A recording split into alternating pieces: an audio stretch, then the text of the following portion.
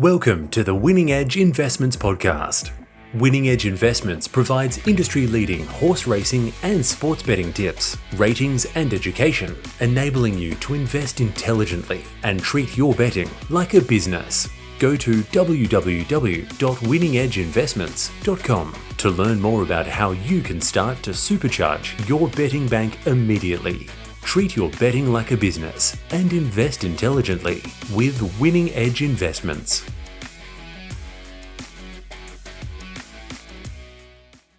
Morning, Gareth. Happy Easter. How are you going? Good, thank you, mate. Looking forward to a wonderful weekend of racing. We might kick off with the feature there at Flemington on a Saturday afternoon, and it is the Australian Cup. And it's a duel between two great horses at the moment in Mr. Brightside and Pride of Jenny fighting for favouritism. Just with Bet365, the world's favourite online betting brand, you've got Mr. Brightside, who's been easy in the last 24 hours, out to $2.80. Pride of Jenny, $3. A Tissue's been the big mover into $4.80. Cascadian at $7.50. Legato at $12. What are you doing in this year's Australian Cup, mate? Yeah, look, the introduction of the All-Star Mile changed the lead-up of this race. It's sort of the All-Star Mile now, the Chipping Norton and the P. Young Stakes are usually the key lead-ups for winners. 9 of the 12 winners have been third up. All 12 have either been second up or third up. 11 of the 12 have come off a 14-day break. But these days, it's the All-Star Mile. It's generally the key profile race to come out of. Obviously, the question mark is around Pride of Jenny. Expected to lead comfortably again, but 2,000 metres is very different to a mile. I have to be betting around her. She's not going to be able to go at the same speeds that she does over a mile and run out the 2,000. And I think her advantage is not as significant when she's not going to be going as quick in front. But I think there'll still be a pretty strong speed. The horse I like, Gareth, from a betting perspective, is Cascadian. Just flew home the third last start in the All-Star Mile. Ran better sectionals than Mr. Brightside. Mr. Brightside was plus 14.5 last 1,000. Cascadian was plus 16.4. Last 600, Mr. Brightside was plus 3. Cascadian was plus 4.8. Cascadian sort of sat on its back, ran home stronger. And I think Cascadian is a stronger 2,000-metre horse than Mr. Brightside. Obviously won the Australian Cup last year. It was a weaker edition, but was held up for a fair chunk of the straight and still came through and won. I think Cascadian's just flying. I'm ignoring the age. The horse is going really, really well. And I think as a better, the prices as they are and having a better around Pride of Jenny, I just think Cascadian is very much the best each way bet. I thought the best roughie in the race was Vow and Declare. Ran a really good second first up on the Peter Young. The run that sort of took me was last bet when he ran second in the Caulfield Stakes over 2,000 metres behind Alligator Blood when they ran 21 lengths above par for the first half of the race. He's a horse, being a stayer and a former Melbourne Cup winner, that, a really hard run 2,000 metres like it will be here with Pride of Jenny trying to get them off the bill on the turn and suit him. I think, I'm really keen to back Cascadian. I think, Vow and Declare, at least at a big close price, is the one who could be hitting the line harder than most of them. All right, then. So the big chestnut Cascadian for you, Dino, in the Australian Cup. The best roughie is Vow and Declare. Let's have a look at the Tancred, the Group 1 race over the 2,400 metres at Rosehill. The Import Post Impressionist, who made quite the impression last week in the Manion Cup's a $2.40 favourite now. Buckaroo at $5.50. Tom Kitten, God bless him, $7. Ashrun at $8. Military Mission at $9. More fell-ons, who's coming off a trial at Donald for Chris Waller, first up, or second up now. He's at $11. Then Gear Up at $19. And the horse that was placed in a Caulfield Cup, Boyce d'Argent, is at $26 here, Dino. Yeah, interesting race. I'm, again, quite keen to bet on this race. The Tancred's always been sort of hard fit on paces with proven staying ability at 2,400 metres. They really come to the fore in this race.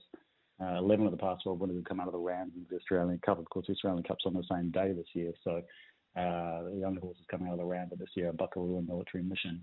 5 of the last 11 winners were leading on the turn, and no one has ever been worse than 7th of the turn. So it's not a race where they sort of get back and sweep home. It's usually those strong, hard fit on paces.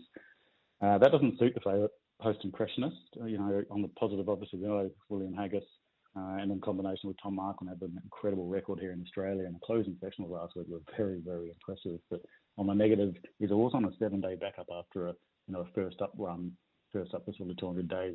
That's often really difficult to do. He gets a long way back in a race, which again is a negative in the BMW. And the difference here is there was so much tempo in that run last week, but it's a very, very slow tempo this week.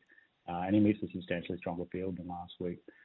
Buckaroo comes up to a Rambit Stakes, but I'm not convinced the horse can run 2400. And this race is always those horses with that proven 2400 form. And Tom Kitten, well, he's just so disappointing in the Rosehill Giddy's last start for mine. So I'm actually looking around those. I think there's a couple I'm particularly keen on. Military Mission just keeps improving each prep. It's gone from winning a Taree Cup to a Hobart Cup to a Newcastle Cup to a Herbert Power to a Zipping Classic. I thought it was fifth in the round, but it was good. 2400 is his ideal distance, and I think Military Mission is a really strong chance. And Ash Run, ran second in the Geelong Cup and fourth in the Melbourne Cup last prep. On the Pakenham Cup, really comfortably last start. Just a real stayer. And I think he's right on this too. And the horse that you mentioned, Noel Fallons, was the other one that I might back also, close fifth in the Geelong Cup last prep. And we backed him to win the Parramatta Cup at sort of 25-1 first up. And, I think there's a good betting race because I'm actually not keen on the three favourites. And so, betting confidently on Military Mission and Ash Run with a little bit of more Fallons too. And then in the Vinery, you've got this superstar Kiwi filly Orchestral. She's at $1.60. She's been awesome, but she's coming back from the Derby trip in New Zealand back to the 1600 here at Rosehill, or the 2000, I should say. Taking on Sardozi, who's $4.60. Autumn Angel at $7, Komochi at $10, and then big prices for the rest of the fillies. Gee, she's nice and short here, Dino. What do you make of this favourite? Oh, look, she's very short, but she's very good. She's a superstar filly. And incredibly impressive, winning the Karaka Millions by 3.5 lengths, the Avondale Gillies by 4 lengths, and the Derby. First filly to win the Derby since 2013 by 4 lengths. Thrasher Antrim Coast, who then won the Alistair Clark last week. She's one of the best to come out of New Zealand in a very, very long time. If she runs through those performances, they won't beat her, and she could well be the best horse in Australia in a year. She really is a superstar.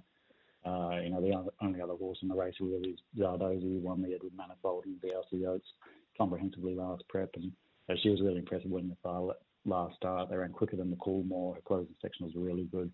She's a clear best of the Australian runners, and I think it'll be interesting after this race whether she goes to the Oaks. I think Orchestral will go to the Oaks, and Zardozi might go to the Derby to dodge her. But look, it's a really interesting race. I think the only element that Orchestral has to overcome is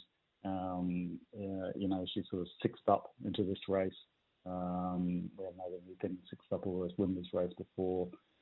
Most winners come off sort of 14 to 21 day breaks or 28 days off. From a historical profiling perspective, she's not ideal, and coming from the 2400 metre run as well, where 11 of the 12 winners have come from 1500 or a mile. But on ability, Orchestral really, really hard to beat. And for me, it's just a watch race this one. I'm excited to see how Orchestral goes taking on Zardozi. Yeah, looking forward to that contest between Australia's best filly Zardozi and Orchestral. She does go to the Derby next week, Zardozi, and then probably onto the Oaks if she pulls up okay. That would be the plan with that Godolphin filly. Okay, mate, you're best in Sydney and Melbourne? Look, best in Sydney, I'm really keen on Zayrek, number 1 in race 2 at Rosehill. He had absolutely no luck first up in Newmarket, never got a run. And forgive that. And then, only 2.5 lengths from Via Sistina is the best horse in Australia at the moment in the round. But this is a massive drop in class. Doesn't really, is very well weighted in the race too. Won the Craven last prep, and I think Zayrek very, very hard to beat. With probably the only danger, Serpentine. All right, then in Melbourne? Melbourne, I thought there was a bit of value in race 4, number 6, a horse with a reasonable point to the backed on debut at sort of $16 after a couple of really nice jump outs. Ran second to Aardvark and the Talon Dirt, came home from a long, long way back and flew home for second. Then went to Sydney for the Riesling and just never got a run. She's around $12, proven down the straight. A really strong finish on her reasonable point, and I think she's a really good value bet in Melbourne. Giddy up, Dino. We wish you the best of luck, mate. You've been on fire. We appreciate your time and good luck, and enjoy your Easter and your hot cross buns today, mate. Thanks, mate. Appreciate it. Same to you. And SEN followers, of course, if they go to Winning Edge Investments, type in SEN, you get a 25% discount for the rest of your life, lifetime discount, which is the best winner that you could back this weekend. Yep, hop on, chat to the team, and we we're loving it with all the SEN people and loving the feedback. So give us a buzz. Good on you, Dino. Love your work, brother. Thanks for that. Cheers, Gareth. Dean Thanks, Evans mate. there, winningedgeinvestments.com. Tips and ratings from Professional Punters on horse racing and footy. We'll take a break. We'll come back with plenty more on this Good Friday, including Michael Kent Jr., because the Kent Jr. and Price Camp have some nice chances there at Flemington tomorrow. Welcome to the Winning Edge Investments Podcast. Winning Edge Investments provides industry-leading horse racing and sports betting tips, ratings and education, enabling you to invest intelligently and treat your betting like a business. Go to www.winningedgeinvestments.com to learn more about how you can start to supercharge your betting bank immediately. Treat your betting like a business and invest intelligently with Winning Edge Investments.